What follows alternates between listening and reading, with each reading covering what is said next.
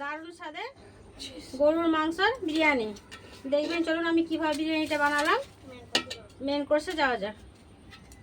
আসসালামু আলাইকুম বন্ধুরা, কেমন আছেন? আশা করি ভালো আছেন। পিঙ্কি কিচেনে সবাইকে স্বাগত। আজকে বানাবো, কালকে কুরবানি ছিল আমাদের, আজকে কুরবানির স্পেশাল বানাবো গরুর মাংসের বিরিয়ানি। কালকে আমার তো ফ্রিজ নাই, তার জন্য কালকে শুধু নুন দিয়ে আমি মাংসটা করে রেখেছি, শুধু নুন দিয়ে জাল দিয়ে রেখেছি। এই দিয়ে আমি বিরিয়ানি বানাবো আজকে। স্কিপ না করে পুরো ভিডিও দেখবেন, দেখার জন্য অনুরোধ রইল। আলুগুলো আমি ছাড়িয়ে নেব, সব আলুগুলো আমি ছাড়িয়ে নিই। আলুগুলো ছাড়িয়ে নিয়েছি, উনুনটা জ্বেলে নিয়েছি, কড়া গরম হয়ে গেছে। আলুগুলো সেদ্ধ করতে বসাবো, তার জন্য দেবো পানি।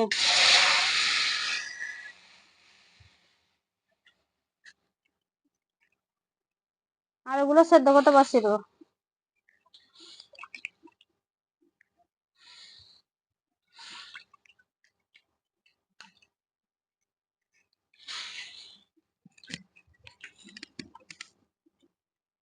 দেবো নুন,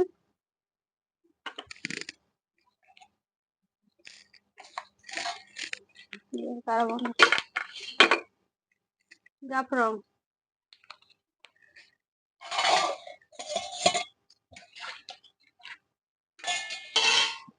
ঢাকা দিয়ে ঢাকাটা উঠিয়ে দিলাম। আলুগুলো দেখলে সিদ্ধ হয়ে গেছে, এবার আমি উঠিয়ে নেবো আলুগুলো এক এক করে।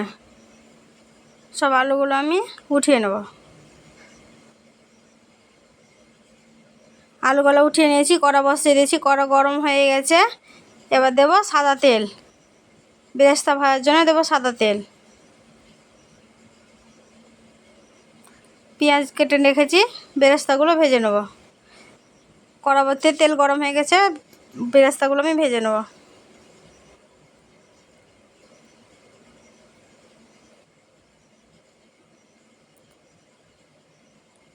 বেরেস্তাগুলো লাল করে ভেজে নেব।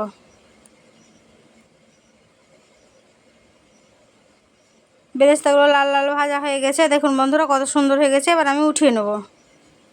আলুগুলোও দিয়ে দিয়েছিলাম ভাজতে, বেরেস্তা উঠিয়ে আলুগুলো ভাজা হয়ে গেছে, আলুগুলো উঠিয়ে নেব। আলুগুলো উঠিয়ে নিয়ে আরও একটু সাদা তেল দিয়ে দেবো মাংসটা করার জন্য। দেব তেজপাতা, দুটো দিলাম তেজপাতা। তারপর দেবো পেঁয়াজ কুচি। পেঁয়াজ কুচিটা ভেজে নিয়েছি। এবার দেবো মাংসগুলো, নুন দিয়ে জাল দিয়ে রাখা মাংসগুলো।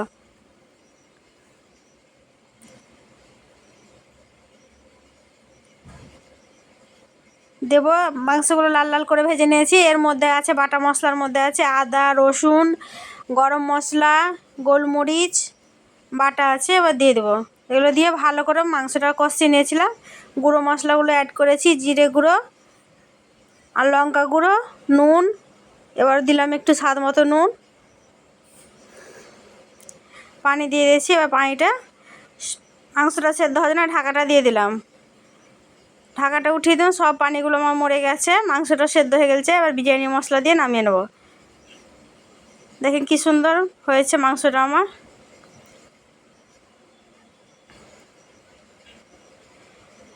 মাংসটাতে আমি জাফরং দিয়েছিলাম, হলুদ গুঁড়ো দিইনি মাংসতে। দেখেন কি সুন্দর কালার হয়েছে মাংস কষাটা। এবার আমি নামিয়ে নেব।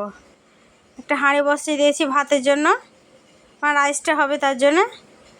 এতে দেবো গরম মশলা, তেজপাতা। এবার ঢাকাটা দিয়ে দেবো। ঢাকাটা উঠিয়ে দিলাম, পানিটা গরম হয়ে গেছে। ধুয়ে রেখে ভিজিয়ে রেখে চালটা দিয়ে দেবো।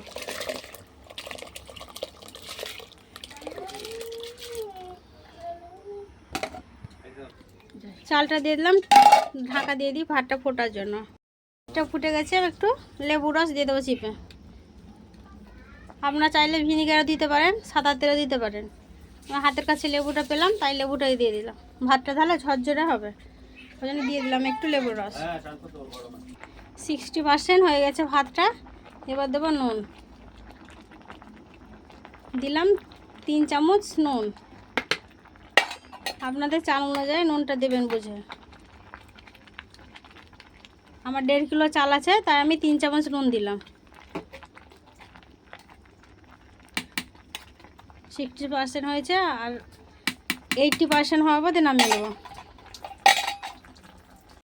ভাতটা হয়ে গেছে, এবার নামিয়ে নেবো।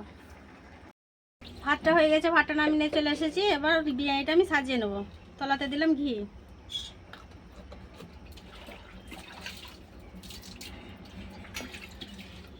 ঘিটা আমি চালিয়ে নেবো একটু।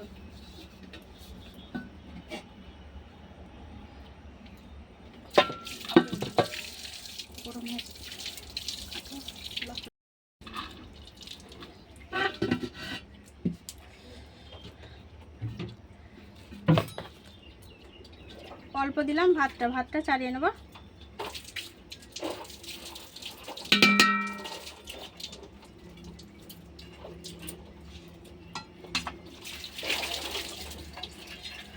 মাংসটা করে রেখেছি, মাংসটা দিয়ে দেবো।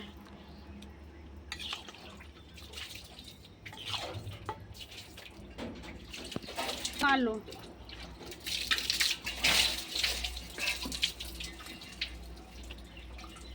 দেবো, বিরিয়ানি মশলা অল্প পরিমাণে দেবো, চিনি। আমারও ভাতটা ঢেলে দেবো।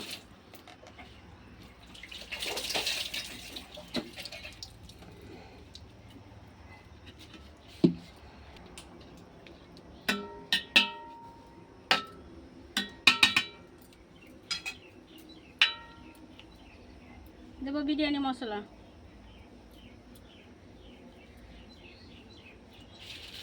অল্প পরিমাণে দেবো চিনি।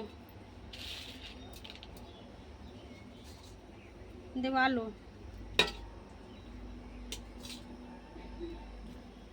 দেবো বেরেস্তা,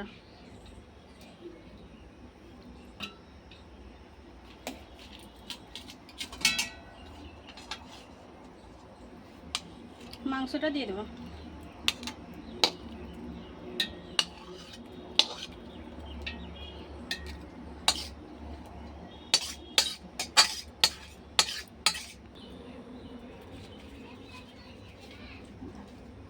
এবার বাকি সব ভাতটা দিয়ে দেবো।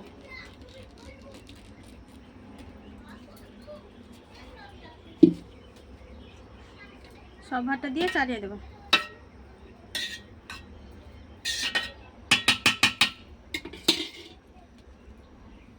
দেবো বিরিয়ানি মশলাগুলো, বাকি যে আলুটা আছে দিয়ে দেবো।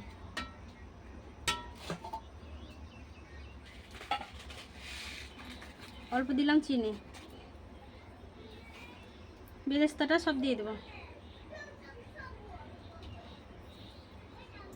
বেরেস্তার তেলটাও দিয়ে দেবো।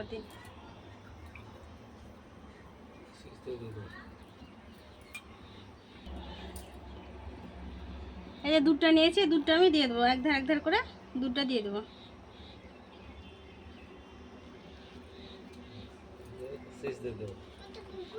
ওপর থেকে দেবো ঘি।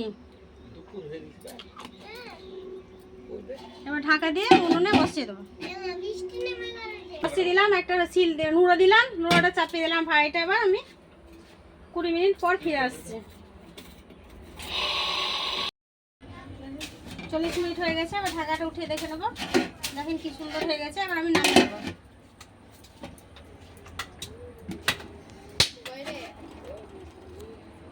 দেখেন কি সুন্দর হয়েছে।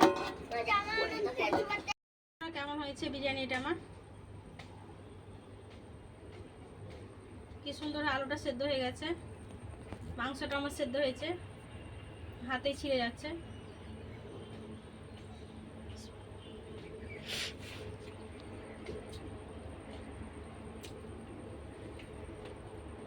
দারুণ স্বাদের হয়েছে। এভাবে গরমে কম মশলা হালকা ফুলকা রান্না করবেন, খেতে দারুণ হয়েছে। যেহেতু এখন গরম পড়েছে খুব, আর কালকে আমাদের কুরবানি ছিল জানেন তো, অনেক মাংস খাওয়া হয়েছে, তার জন্য যে হালকা করে আমি মাংসের বিরিয়ানিটা করলাম।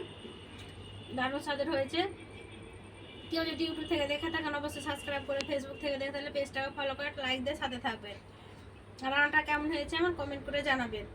একটা লাইক দিয়ে সাথে থাকবেন। সুস্থ থাকবেন, সাবধানে থাকবেন। পুরো ভিডিও দেখার জন্য ধন্যবাদ।